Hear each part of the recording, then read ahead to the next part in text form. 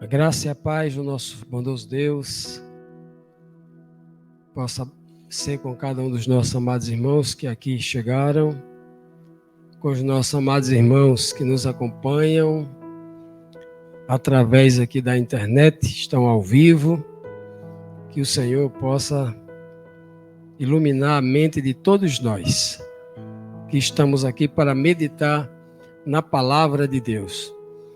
Hoje estamos com a 22ª noite em que estamos examinando aqui os milagres de Jesus. Hoje vamos ver esse tema maravilhoso que é ver novamente, né? Ver novamente ou ver de novo. Só que esse novamente aí a gente tem um duplo sentido, né? Ter uma nova mente e ver novamente, né? Pois bem, esse é o duplo sentido porque o tema que nós vamos ver hoje exatamente traz esses dois sentidos. E esse é o tema do nosso estudo de hoje, né? Todos os milagres causam impacto na vida das pessoas que são beneficiadas por eles. Mas fazer um cego ver, além das transformações físicas, esse milagre carrega em si uma mensagem espiritual da mais alta importância para os homens. Enxergar é um símbolo do despertar para a vida, entender as coisas e testemunhar da verdade. Esse é o milagre prioritário para todos os homens. Todos nós, se estamos seguindo e servindo a Cristo, é porque um dia Ele nos fez ver algo espiritualmente. Ver na Bíblia, muitas vezes, é enxergar a vontade de Deus, é entender a vontade de Deus. Então, os milagres na Bíblia, quando fala que Cristo curou um cego, a mensagem principal espiritual para a igreja de Deus é entender a sua palavra, é entender a sua vontade, entender o que Deus quer e entender o que é melhor para nós, porque isso é o que Deus quer. Pois bem, vamos então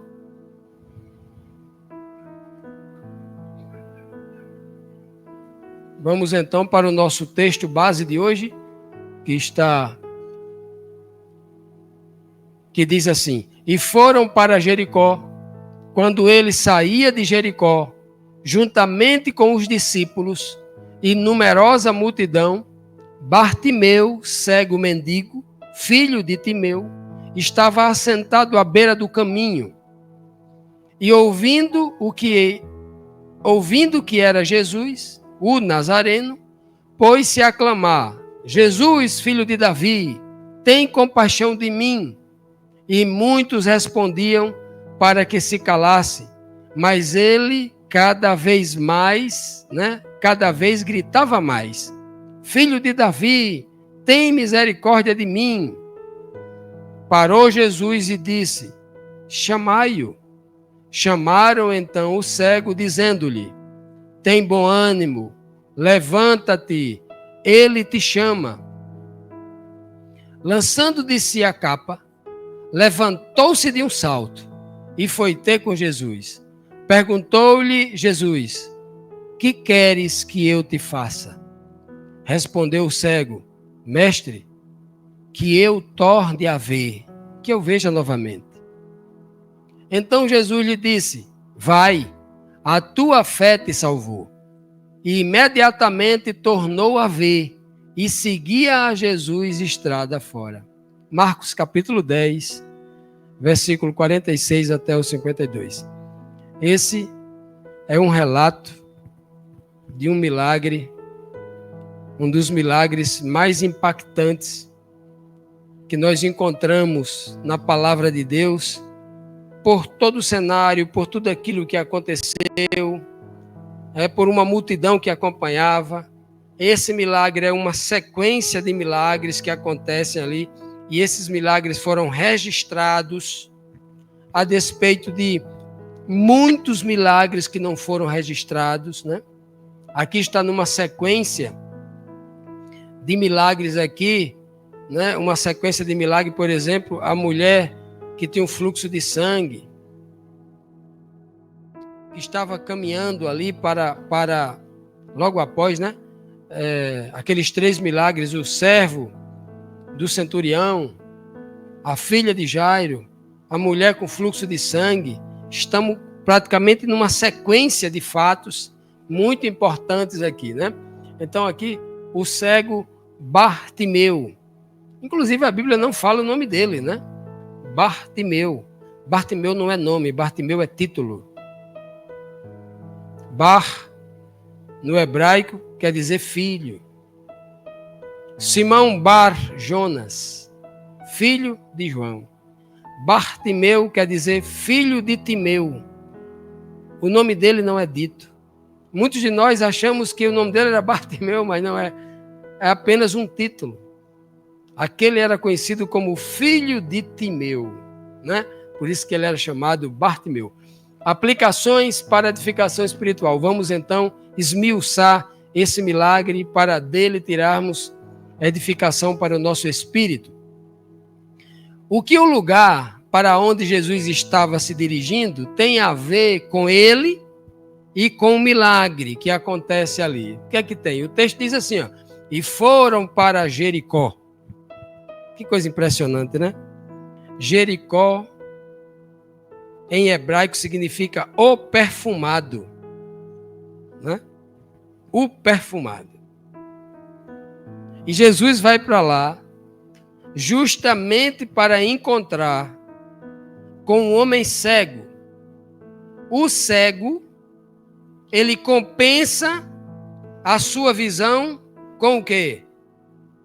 Com o ouvido e com o olfato. Aquele homem não poderia ver Jesus, mas ele poderia, né, sentir o perfume de Cristo. E qual era o perfume de Cristo, segundo Paulo fala em 2 Coríntios? Porque nós somos para com Deus o quê? O bom perfume de Cristo. Cristo é o nosso perfumado. O bom perfume de Cristo, tanto nos que são salvos, como também para os que se perdem. O bom perfume de Cristo. Olha que coisa maravilhosa. Um bom perfume, para muita gente, ele é gostoso. Mas para muita gente, ele se torna um problema. Eu, por exemplo, os perfumes franceses mais caros, que pessoas gostam de usar, eu não gosto. Porque são muito fortes, me dá dor de cabeça e eu fico incomodado. Eu chamo de perfume Detefon, porque o bicho fede. Que é muito forte para mim. Não sei se eu tenho algum problema de sensibilidade, mas perfume forte para mim eu não gosto. Então, assim é Cristo. O perfume de Cristo, que aqui não está falando de perfume literal não. Perfume aqui quer dizer outra mensagem. Vamos saber já já. Então, se para muita gente aquele perfume é muito gostoso porque é forte, para outros não serve. Para umas pessoas o perfume bem suave, bem fraquinho, não serve, para outros é o que agrada. Assim é também Jesus Cristo. O seu perfume para muita gente incomoda. O seu jeito de ser, o seu jeito de crer, o seu jeito de falar, o seu jeito de agir, o seu procedimento para com o mundo. Esse é o perfume de Cristo. O perfume de Cristo também tem a ver com a sua reputação. E qual era a reputação que estava nele? Um profeta poderoso que ajudava os pobres, que curava as pessoas. E esse cego já tinha ouvido falar sobre isso. E esse era o perfume que chega para ele. Esse perfume gerou na mente dele uma esperança. Gerou na mente dele a possibilidade de ver novamente, porque ele acreditava que esse enviado de Deus tinha um poder para restaurar a sua visão. Esse era o perfume que ele sentia no momento em que ele ouviu que Cristo estava chegando.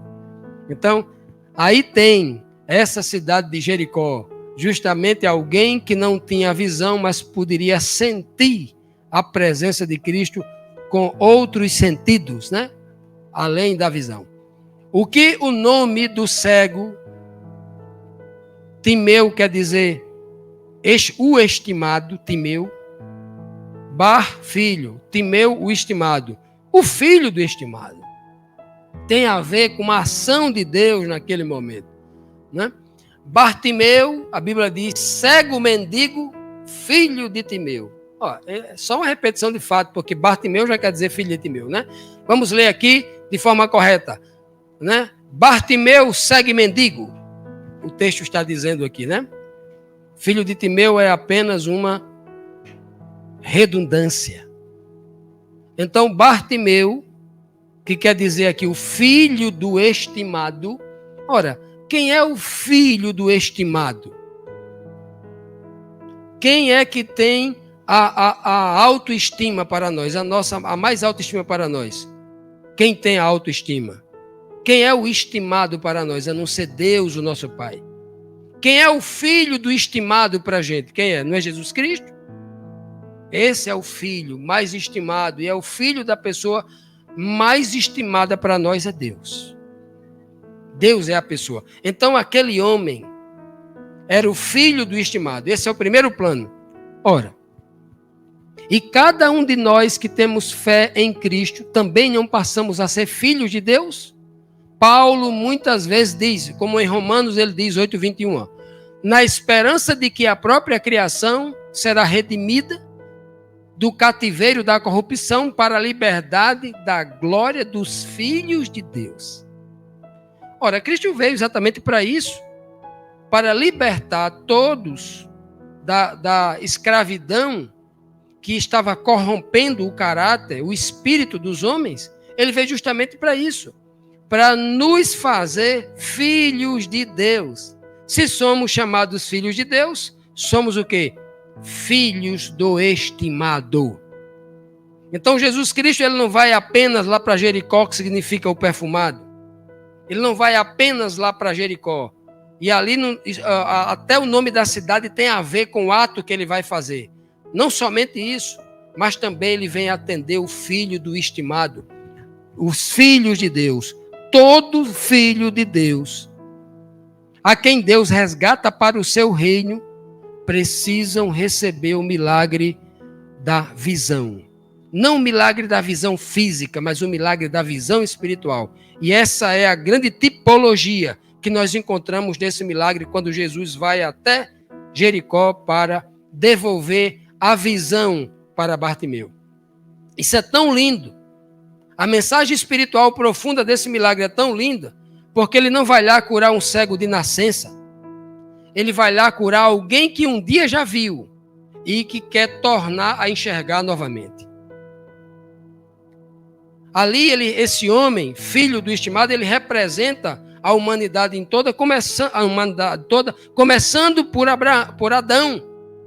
Adão, aquele que um dia já enxergou a pessoa de Deus. Adão que enxergou a glória de Deus na sua plenitude, que viu a grandeza da criação de Deus, que experimentou dela. E Cristo vem exatamente para restaurar essa visão.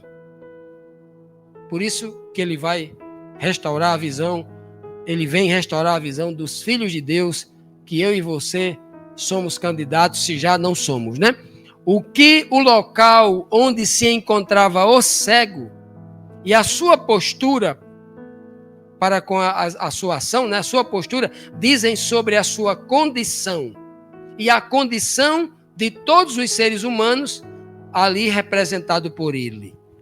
Vamos ver então o local e a postura. O texto que nós lemos diz assim, ó, que ele estava assentado à beira do caminho. O texto diz claramente que ele estava assentado. Sentado na Bíblia, há dois significados espirituais profundos. O primeiro significa que você é alguém que tem honra. Você é uma grande autoridade, ou a maior ou uma das maiores autoridades ali presente no recinto. Por exemplo, quando a Bíblia diz que Deus está no céu, sentado num trono, a Bíblia não fala nada de literalidade. Quando João vê, tem uma visão simbólica, vê Deus sentado no trono, pelo menos vê a sua glória, né? Não vê exatamente a pessoa de Deus, mas a glória de Deus resplandecendo ali, sentado no trono. Não é que Deus esteja sentado no trono, mas porque quem senta no trono é o soberano. No caso de Deus, o Supremo. Um juiz que vai julgar no fórum, ele é quem se senta. E as pessoas só podem sentar depois que ele sentar e ele autorizar as pessoas sentarem. Numa festa, no cenário da Idade Média, por exemplo, onde praticamente todas as nações tinham um rei, a monarquia era a forma de governo que imperava na Idade Média. Geralmente, quando o rei dava uma festa, ele sentava e todo o povo dançava quando ele mandava, mas ele é quem estava sentado. Ninguém sentava, era todo mundo em pé. A segunda pessoa só poderia sentar. Todo mundo que entra fica de pé. Mas ele não se levanta, o rei. Se a rainha, que é a segunda pessoa, entrar depois, nem o rei fica de pé. Ele continua sentado e as pessoas vêm. Se tiver alguém sentado, vai ficar de pé até a rainha se sentar à direita dele, que é a pessoa mais poderosa depois do rei. Assim como Cristo se senta à direita do Pai, por ser ele a segunda pessoa mais poderosa do universo, depois de Deus. Então, sentar tem essa primeira conotação. E a segunda conotação é você estar descansado. É você se deter. No Salmo 1, versículo 1, vai dizer claramente que não se detenha no caminho dos pecadores, não se assente para se deter, para se demorar com o pecador, para fazer associação, sociedade com ele. Então, se sentar tem esse sentido, descansar e não ter pressa para sair daquela condição. Então, esse homem estava sentado, estava bem acomodado, à beira do caminho. Estar à beira do caminho não é estar no caminho, são duas coisas distintas. Estar à beira do caminho é você ficar apenas apreciando quem está no caminho, quem está passando pelo caminho, olhando, não participando ativamente. Mas Cristo, o que é que ele diz ali, em João 14,6? Respondeu Jesus: eu sou o caminho. No sentido de que as pessoas têm que andar por ele, têm que passar por ele, se quiser chegar ao Pai. Se quiser experimentar a verdade e a vida e chegar ao Pai, tem que andar por Cristo. Tem que imitar Cristo, tem que fazer como Cristo fez, né? Andar como Cristo andou.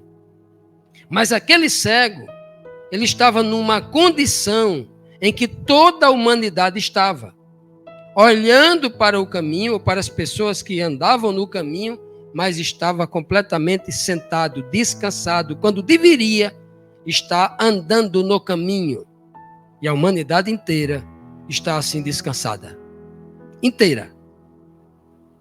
Salvo raras exceções, 0 alguma coisa por cento aí.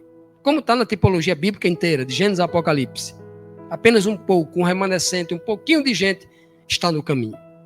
Mas a maioria dos cristãos, por exemplo, no planeta, está apenas olhando aqueles que estão no caminho, na mesma condição que Bartimeu. E está sentado à beira do caminho porque é cego, porque não consegue enxergar, não ter discernimento espiritual para entender qual é a vontade de Deus para a sua vida. Não consegue enxergar espiritualmente. Esse é o problema da maioria. Como o cego ouviu o povo se referir ao Filho de Deus, e ouvindo que era Jesus, o Nazareno, porque era assim que o povo chamava, pôs-se a clamar: Jesus, filho de Davi. Vejam só. E aqui começa o despertamento. ele começa a enxergar antes, a visão espiritual dele é restaurada antes da visão física. Porque o povo dizia que Jesus era quem? O Nazareno, aquele que vem de Nazaré. E segundo o próprio Natanael, apóstolo de Jesus, discípulo apóstolo de Jesus, vai dizer, pode vir alguma coisa boa de Nazaré? Tem alguém de boa reputação de Nazaré? De Nazaré só tem gente que não presta. Se fosse o nordestino, falaria assim, de Nazaré só vem gente que não presta. Então a multidão, quando começou a falar, ele já sabia que ele falava do Nazareno, porque a multidão chamava Jesus de o Nazareno, aquele que vem de Nazaré. Mas ele não diz assim, ó, Jesus Nazareno, ele não fala assim. Quando Jesus se apresenta ao apóstolo Paulo, em glória, Paulo indo para Damasco, prender cristãos, perseguir cristãos, a voz do céu que fala com ele numa glória, depois que Paulo pergunta, quem és tu, Senhor? Ele fala, eu sou Jesus, o Nazareno. Porque Paulo estava acostumado a perseguir os cristãos, que seguia um Zé Ninguém, alguém sem fama, um enganador, um trapaceiro, um charlatão, que tinha vindo de Nazaré, como a liderança judaica passava para Paulo e para todos os outros perseguidores cristãos. E é assim que Jesus se apresenta para ele, no sentido de que o que eles depreciavam, eles chamavam Nazareno num sentido pejorativo, para diminuir a pessoa de Cristo, para difamar a pessoa de Cristo. Esse homem, o cego, quando abre a boca, fala, filho de Davi. Ele não diz o Nazareno. Esse homem começa a enxergar, porque quando a pessoa começa a enxergar, ele não começa a repetir reza do mundo.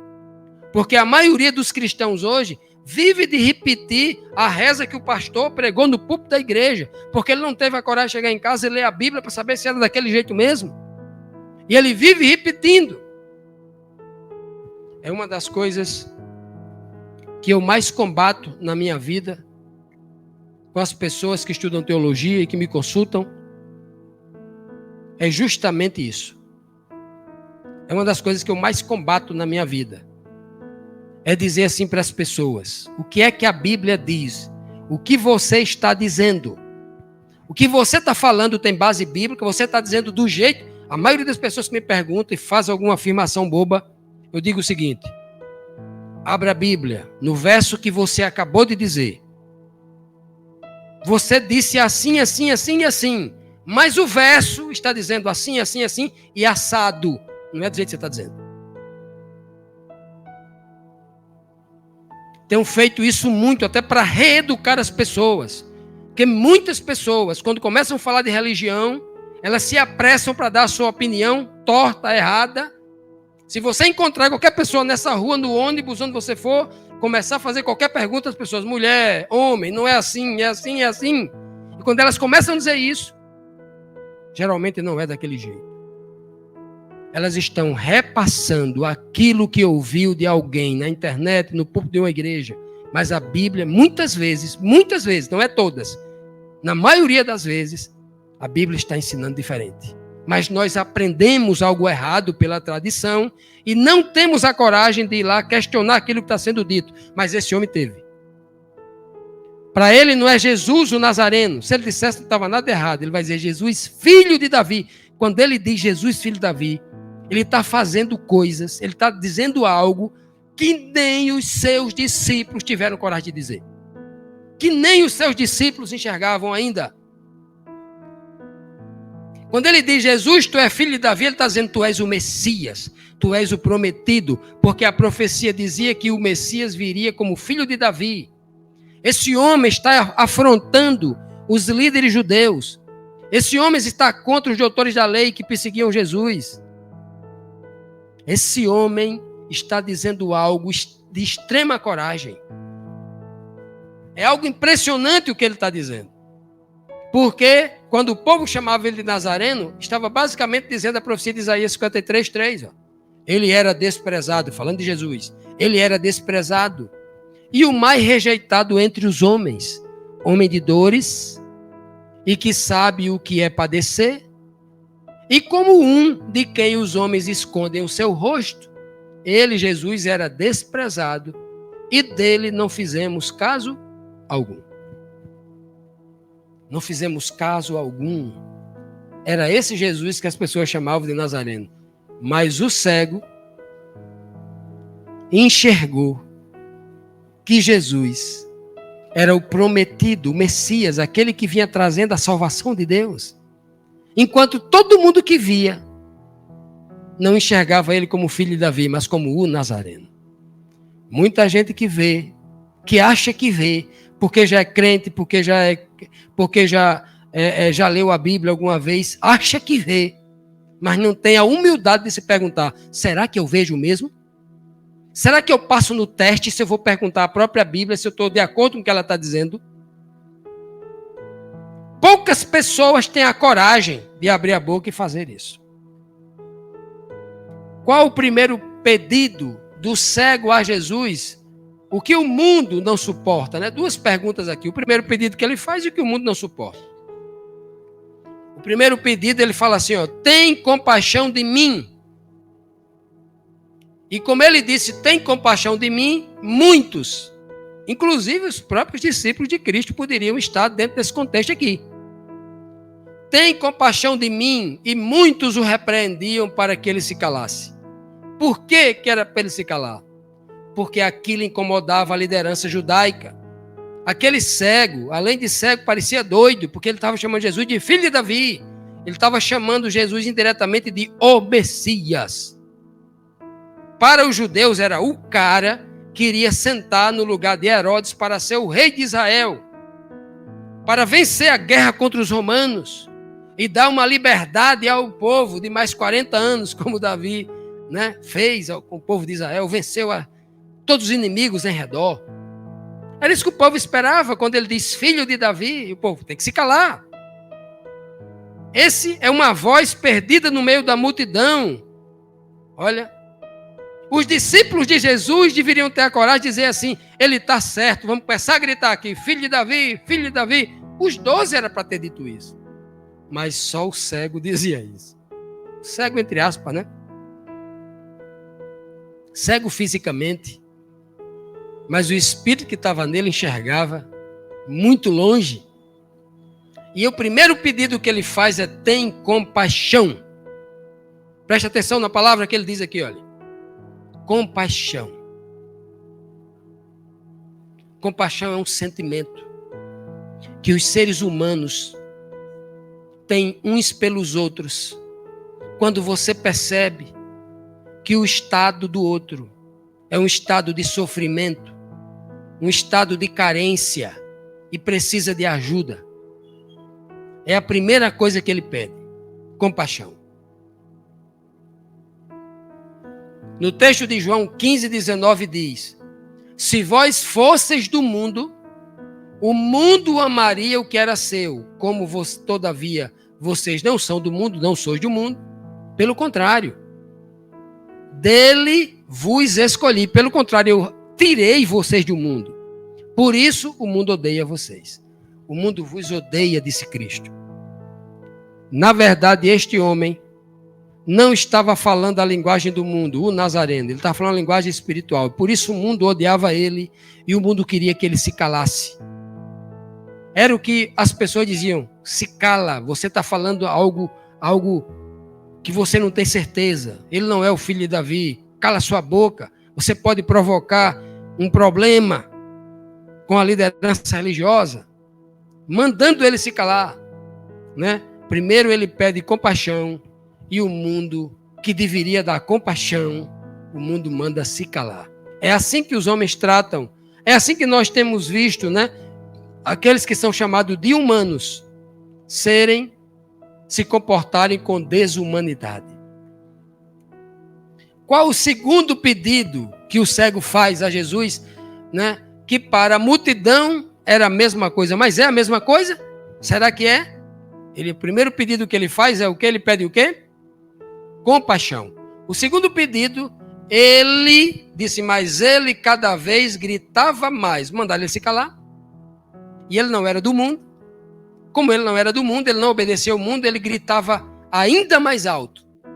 Ele dizia, filho de Davi, ele não muda o discurso. Ele não diz o Nazareno, ele continua dizendo, filho de Davi, tem misericórdia. Primeiro ele pediu compaixão. O segundo pedido é misericórdia.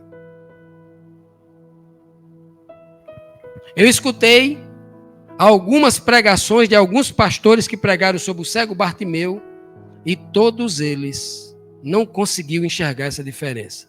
Talvez porque não tem. E eu não quero dizer aqui que eu tenho uma visão espiritual melhor do que os outros, não. Eu estou dizendo aqui para vocês que a falta de atenção das pessoas ao examinar a Bíblia tem prejudicado elas no entendimento.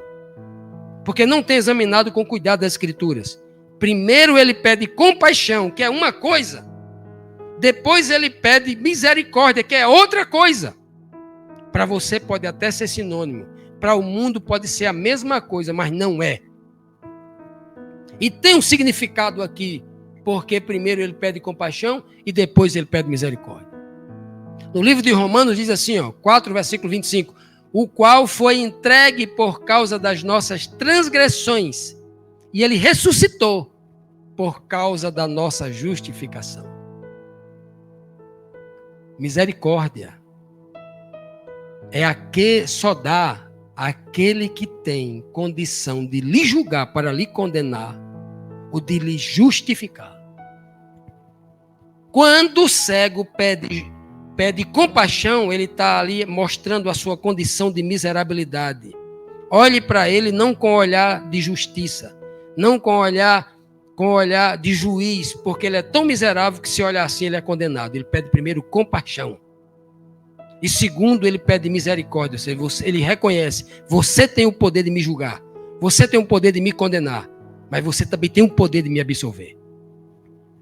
A diferença, eu trouxe aqui a diferença entre compaixão e misericórdia. A conceituação, para que vocês entendam melhor.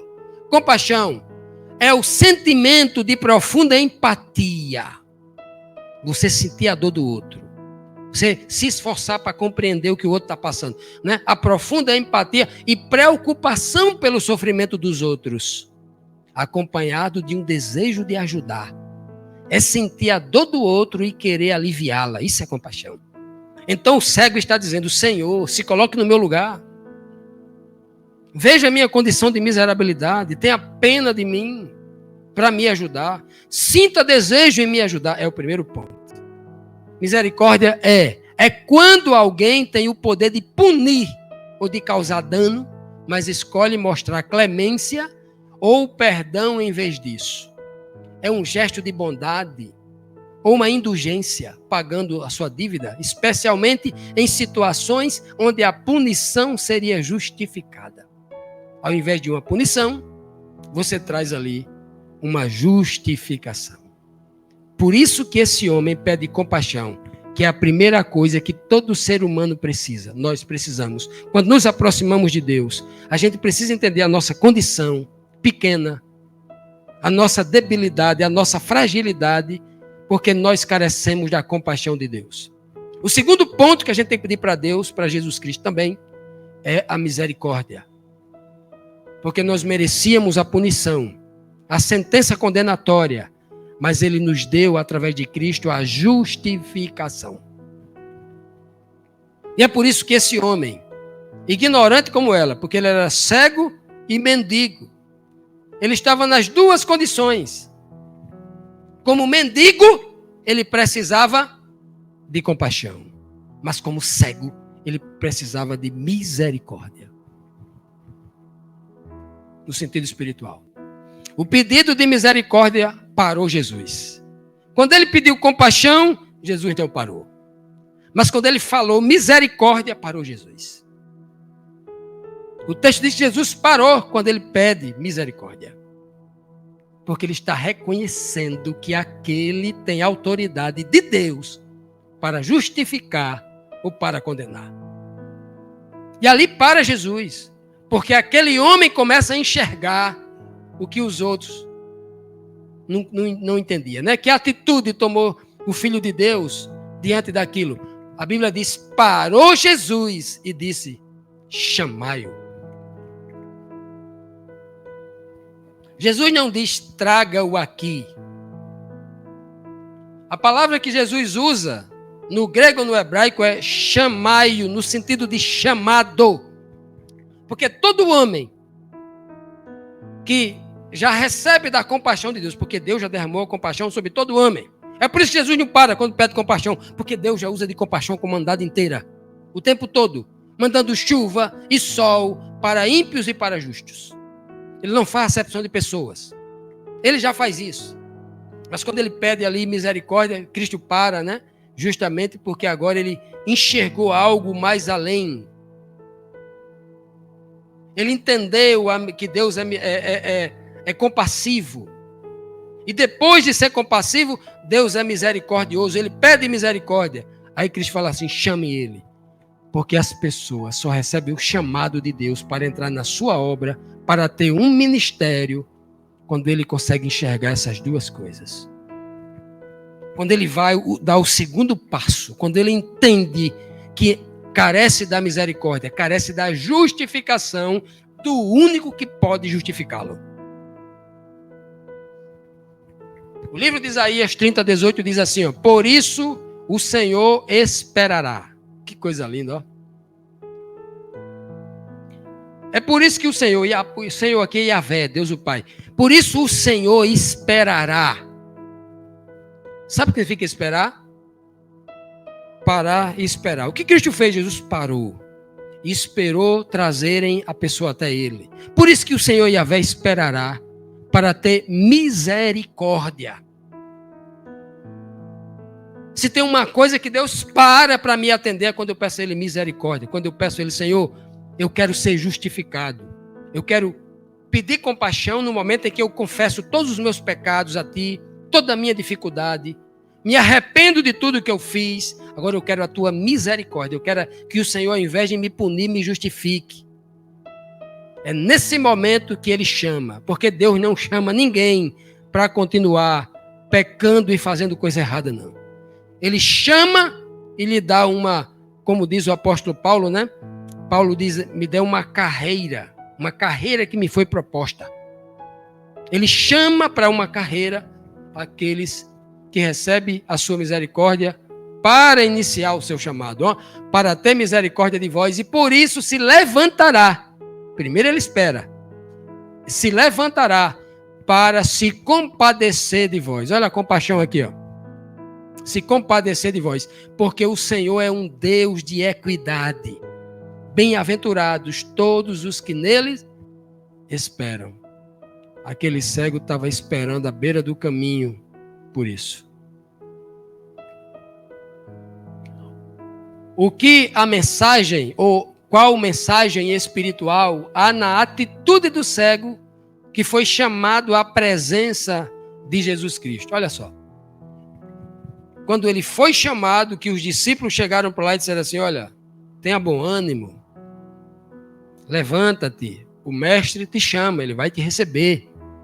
Olha o que ele faz, ele lançou de si a sua capa, levantou de um salto.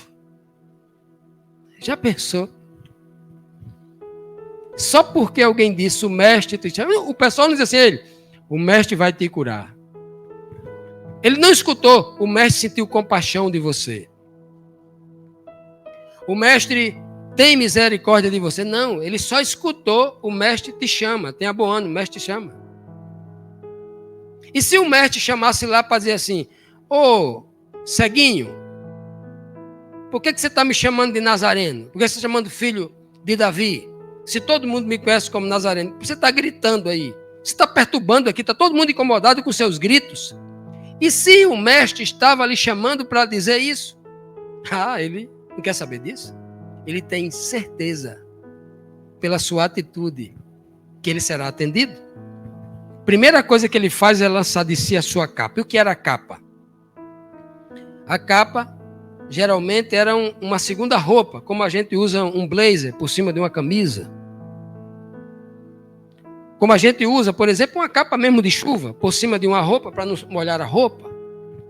Era uma segunda roupa que usava contra o frio. Em alguns casos, para se proteger do calor do sol, da luz do sol em alta temperatura. Quando ele lança de si a capa, ele está dizendo assim, olha, estou lançando de si a minha roupa, porque eu quero ser revestido com outra roupa. É por isso que a Bíblia diz o seguinte, ó, em Apocalipse capítulo 3. Aconselho-te que de mim compre vestes brancas para que você vista e esconda a vergonha da sua nudez.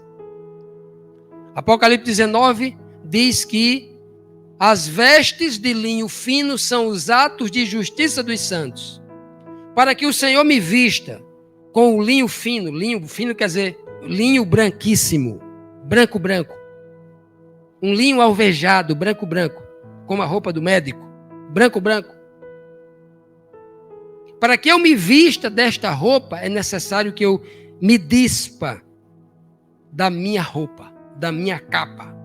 Porque Isaías diz que as minhas vestes são trapos da imundícia. E eu preciso retirar as minhas vestes, ou seja, eu preciso retirar a minha justiça própria. Eu acho que sou melhor, que sou mais sábio, que eu tenho méritos, porque eu faço isso, porque eu faço aquilo. Tirar essa justiça própria, para que a justiça de Cristo chegue em mim. Aquilo que Paulo chama de justiça imputada. Eu tenho que tirar a minha roupa velha, suja, imunda, para que Cristo coloque agora a sua justiça sobre mim. Que eu deixe de agir como eu agia, como cego, e agora eu começo a agir como Cristo, aquele que enxerga as coisas profundas de Deus. Isso significa lançar a capa para receber outra roupa superior. E ele se levanta de um salto. O que pode acontecer de alguém que se levanta como salto? Alguém aqui se levanta de noite, por exemplo, para ir tomar uma água, para ir no banheiro, para ir verificar algum barulho que escutou. Se você se levanta à noite, está sentado muito tempo, deitado muito tempo. Se você se levantar rápido, você tem uma tontura, você pode ter um mal súbito. Se você estiver dormindo, acorde, fique 30 segundos acordado, deitado. Se puder abrir os olhos, abra. Mas pelo menos consciente, processando. Depois sente na cama, mais 30 segundos. E só depois você se levanta. Se você se levanta antes disso, você sai um pouco tonto. Se você estiver sentado muito tempo, imagina um cego, um mendigo à beira do caminho. Quantas horas que ele estava ali sentado? Mas ele se levanta de um salto. Ele não está preocupado se vai ter um mal súbito. Ele não vai estar preocupado se vai ficar tonto. Porque ele tem pressa. Ele tem pressa de enxergar. Você, quando descobriu Jesus Cristo, a verdade que há na palavra de Deus que liberta, você tem pressa de conhecer, de tirar o argueiro do olho, de lavar imediatamente a vista para enxergar tudo da palavra de Deus, para entender toda a vontade de Deus, porque tem pressa em colocar em prática toda a palavra de Deus. É o que esse cego tem pressa. Ele quer ser curado imediatamente da sua cegueira, porque ele quer ver. Quando o livro de Efésios 4, 22 a 24 diz: quanto à antiga maneira de viver do cego, vocês foram ensinados a despir-se do velho homem. Aquele homem, ao despir-se da capa, tipologicamente ele estava se despindo do velho homem. A mensagem implícita para todos os servos de Deus, que se corrompe por desejos enganosos, a serem renovados, renovação da mente, renovado no modo de pensar, e a revestir-se do novo homem. O novo homem agora é que enxerga, o novo homem que vê a vontade de Deus. Que princípio há nas palavras de Jesus quando vai dizer aqui o seguinte? Há um princípio. Cristo sempre que abre a boca para ensinar, ele sempre traz à tona princípios. Quando ele vai curar alguém, quando ele vai trazer um grande ensinamento, ele sempre traz princípios. Lembre-se, O que você precisa aprender na Bíblia são princípios. E não dogma, doutrina vazia. Jesus perguntou então para o cego ali: que queres que eu te faça? Muita gente, quando olha para esse texto, pensa assim: ora, por que Jesus faz essa pergunta? Ele não era o sábio? Ele não era a própria sabedoria de Deus ali manifestada? Por que Jesus faz essa pergunta que está óbvio? Aquele homem estava ali querendo ser curado da sua visão. Mas por que Jesus pergunta o óbvio? Porque os cegos deste mundo nem o óbvio enxergam. Tem tanta coisa óbvia na Bíblia que as pessoas não enxergam. Eu contei aqui uma ontem, que esse é um problema recorrente. As pessoas leem João 10,30 que diz assim: eu e o Pai somos um. Aí o pastor vai lá na igreja e fala assim: tá vendo? Cristo está dizendo aqui: eu e o Pai somos iguais. Deus é igual a Cristo. Cristo é igual ao Pai. O texto não está dizendo isso. O texto está dizendo: eu e o Pai somos um. Eu e o Pai somos uma unidade espiritual.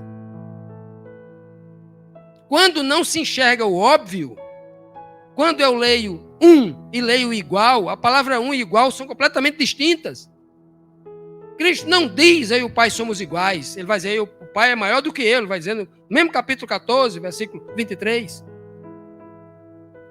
Quando ele diz: eu e o Pai somos um, ele vai dizer lá no capítulo 17: vocês também são um com o Pai. E aí, a gente é Deus também?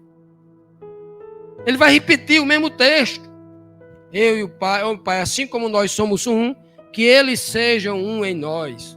Nós somos um com Deus também. E aí? Somos deuses também? Está falando de unidade e não de igualdade. Mas por que Cristo fala sempre essas coisas óbvias? Porque o próprio cristão, que acha que lê a Bíblia, entende a Bíblia, não consegue enxergar o óbvio. O óbvio. E esse é um absurdo. E aí Cristo diz aqui: o que queres que eu te faça? Pergunta o óbvio. O que você quer que eu faça com você?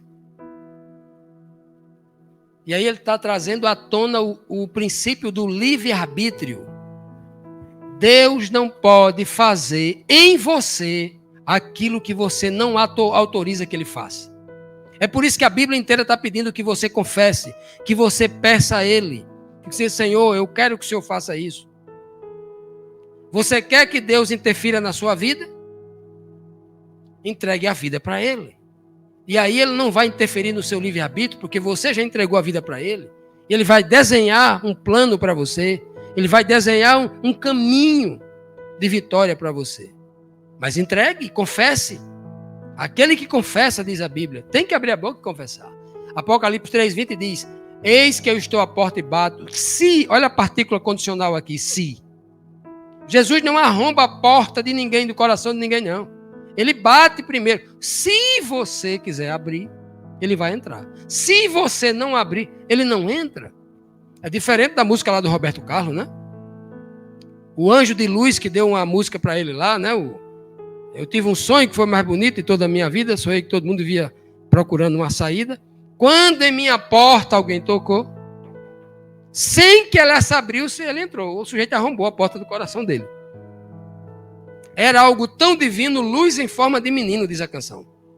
A Bíblia diz: Satanás vira em anjo de luz. É assim que ele se apresenta. Deus e Jesus não arromba a porta de coração de ninguém. Ele pede para entrar. Se você quiser abrir, ele entra. É por isso que ele pergunta ao cego: você quer o quê que eu faça com você? Porque eu só faço aquilo que você autoriza. Eu não posso escolher por você. A partir do momento que eu lhe dei o livre-arbítrio, eu não posso escolher por você. Você tem que escolher. Abre a boca e confessa o que você quer. E então, Cristo pergunta para ele: você quer que eu faça o quê por você? Ele precisa confessar. E aí, o que o pedido do cego tem a ver com a necessidade de restauração de todos nós seres humanos? O que é o pedido dele? O cego respondeu de forma clara. Olha como ele é, né? Jesus faz essa mesma pergunta para o homem lá do tanque de Betesda. Lembra? E ele não responde. Ele diz assim: porque quando chega um, chega outro e ninguém, ele não responde à pergunta de Jesus Cristo. Mas esse responde porque ele enxerga o óbvio. Ele diz, mestre, que eu torne a ver, eu quero ver novamente. Eu quero enxergar de novo. Olha que coisa linda. Eu quero ver novamente. Esse homem não é esse homem que está pedindo, não. É Adão, é eu, é você. Eu quero ver como o Adão original, antes do pecado, via. Eu quero ver novamente. E o sentido aqui, olha. Eu quero ver as coisas com uma mente nova. Com uma nova mente. Com a mente espiritual, não com a mente carnal. Eu quero ver as coisas agora de uma outra maneira, como Cristo via, como Cristo ensinava. Isaías 11:11 diz assim, ó, e há de ser que naquele dia o Senhor tornará por a sua mão para adquirir outra vez o remanescente do seu povo que foi deixado, ó, que foi deixado para trás.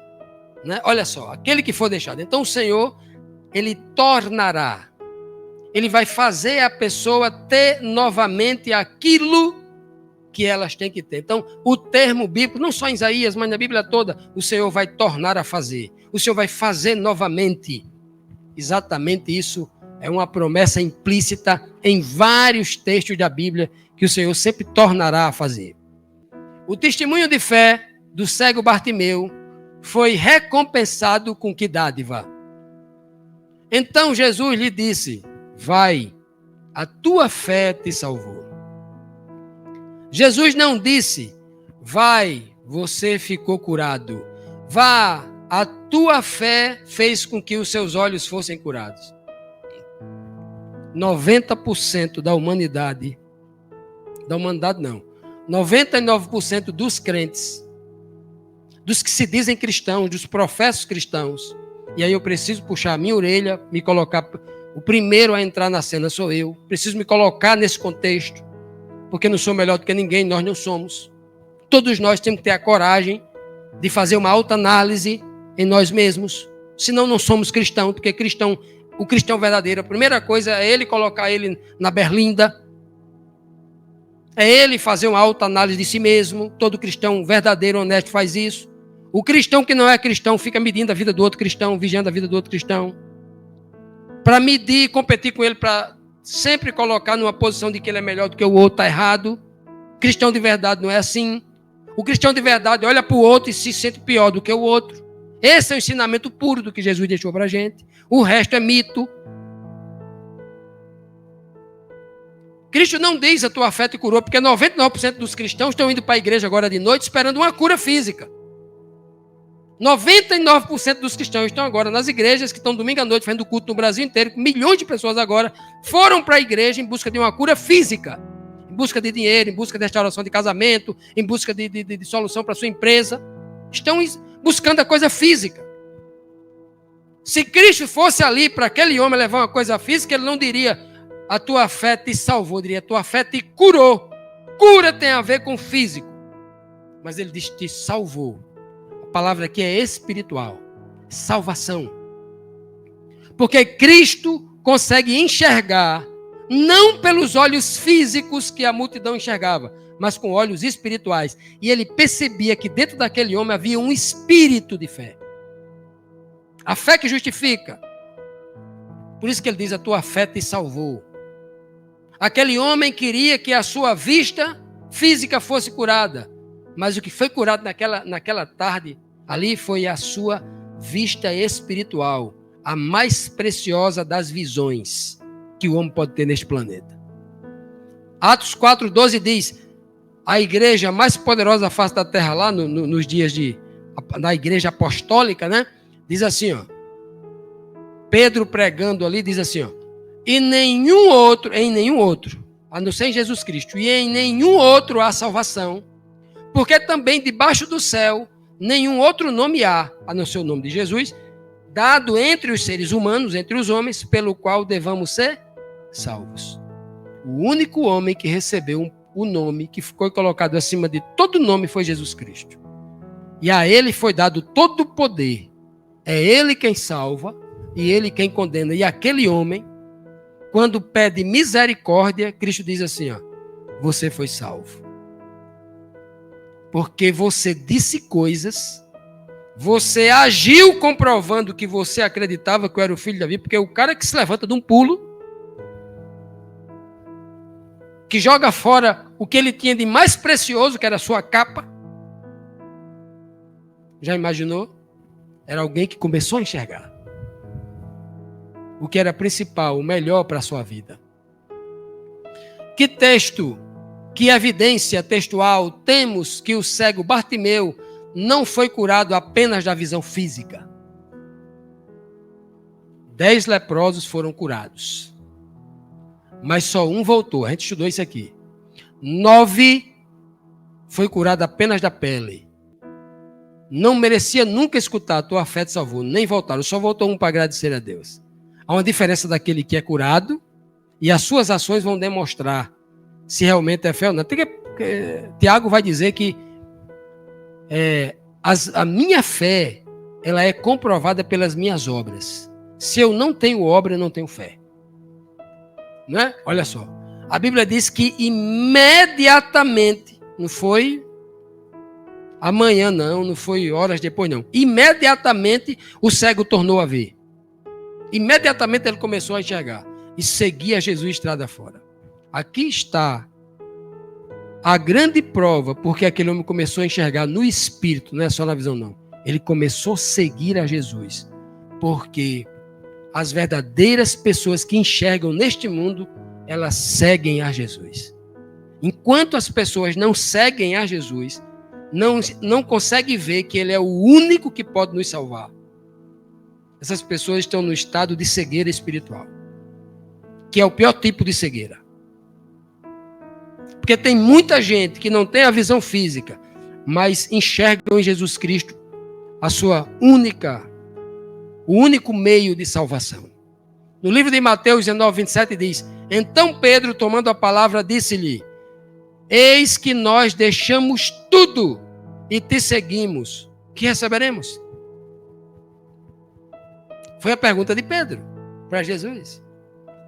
Pedro, até então, era mais cego do que o cego de Jericó. Porque Pedro não enxergava ainda que porque ele seguia Jesus é porque ele já tinha sido curado da visão espiritual. Mas Pedro ainda estava pedindo algo que ele queria receber. O que nós receberemos? Pedro talvez pensasse como João e como Tiago, que pediram para a mãe pedir a Jesus que quando ele tomasse o lugar de Herodes, colocasse uma à sua direita e à sua esquerda, o primeiro-ministro e o segundo-ministro. Pedro pergunta: o que nós receberemos? Nós deixamos tudo. Eu deixei um barco, deixei minha rede, deixei a minha microempresa para trás, abandonei tudo. Deixei de estar com a minha esposa, com a minha família, para estar aqui com o Senhor. O que é que eu vou receber? É a pergunta de Pedro. O cego de Jericó não faz essa pergunta. Ele segue, porque ele é curado da vista antes. Meus amados, vamos então aqui aos 7 ensinamentos que nós podemos tirar de todo esse milagre maravilhoso que nós estudamos aqui hoje à noite. Vamos a 7. Eu digo 7 e vocês complementam aí 8, 9, 10, como vocês quiserem. O primeiro, o perfume de Cristo é para os espirituais. Quem não é espiritual não sente. Porque o perfume de Cristo não se vê perfume. E a maioria dos crentes vão pelos olhos, por aquilo que vê. E o perfume, é de olho fechado. Tem que sentir, é no espírito. Nem todos do caminho enxergam. Havia uma multidão ali, e os discípulos, que estavam seguindo Jesus Cristo, do lado de Jesus Cristo, falando o nome de Jesus Cristo, mas não enxergavam o que aquele cego enxergou. Nem todos que estão na igreja hoje enxergam. Somos filhos do estimado, que tem a visão restaurada, tem uma mente nova restaurada. Somos filhos do estimado, é uma reflexão. O mundo quer nos silenciar da verdade, como a multidão disse assim: cala tua boca, ceguinho, está perturbando aqui o mestre. Mas ele começou a gritar cada vez mais alto: ó, o mundo quer nos silenciar. Essa é uma verdade. Não tenha medo de pregar Jesus Cristo para ninguém, nem dar testemunho do que ele fez na sua vida, nem da verdade que abriu os seus olhos. Diga para todo mundo: nós carecemos de duas coisas: compaixão e misericórdia. Se você já conhece a compaixão de Deus, peça agora misericórdia, que Ele quer lhe justificar, quer nos justificar. A maior das curas é a salvação. E a salvação vem com a nossa cura, com a cura da visão espiritual, quando a gente começa a enxergar o verdadeiro Deus e o verdadeiro Senhor Jesus Cristo. Quem é salvo segue a Jesus. Não existe ninguém que diz eu estou salvo, mas não segue a Jesus. Não imita Jesus, não segue os mesmos passos de Jesus, não age como Jesus age, não fala como Jesus fala. Seguir a Jesus é isso, é fazer do jeito que ele faz. Pois bem, meus amados, a maior de todas as curas é aquela que ocorre no Espírito. Essa é a que nós carecemos. A cura física só conserta algum defeito do corpo temporariamente. Um dia você morre e não valeu de nada aquilo, né? Mas a cura espiritual é para todo sempre. O nome dado à cura espiritual é salvação em Cristo Jesus. Poucos homens carecem de uma cura física, mas todos os seres humanos necessitam da cura espiritual. Que o Senhor nos abençoe, que o Senhor nos unja com seu Santo Espírito, limpe a nossa visão com o colírio do seu Santo Espírito, nos faça enxergar que Ele está nos oferecendo a sua misericórdia, que nos justifica para a salvação. Em nome de Jesus. Amém.